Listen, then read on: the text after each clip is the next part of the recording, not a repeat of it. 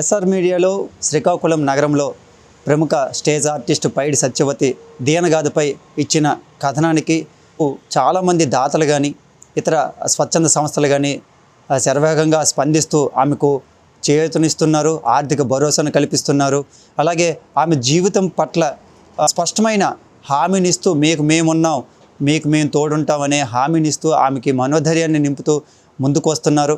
ఈ SR media యొక్క కథనాన్ని చూసి ఆంధ్రప్రదేశ్ కళింగ సంక్షేమ సేవా సంఘం అసోసియేషన్ సభ్యులు కూడా ఈ రోజున 30,000 రూపాయలను చెక్ రూపంలో ఆమెకి అందజేయడం జరిగింది. అంతేకాకుండా 5,000 రూపాయలతో డ్రై ఫ్రూట్స్ను కూడా కొనేసి ఆమెకి అందజేయడం జరిగింది. రానున్న రోజుల్లో కూడా సంఘం తరపున మరింత సహకారాన్ని అయితే మేము అందజేస్తామని రాష్ట్ర నాయకులు సేపన్ వెంకటరమణ కూడా మనకు ఎస్ఆర్ మీడియాకు తెలిపారు. వారికి కూడా మనం ఎస్ఆర్ మీడియా తరపున కూడా మనం ధన్యవాదాలు తెలుపుతున్నాం.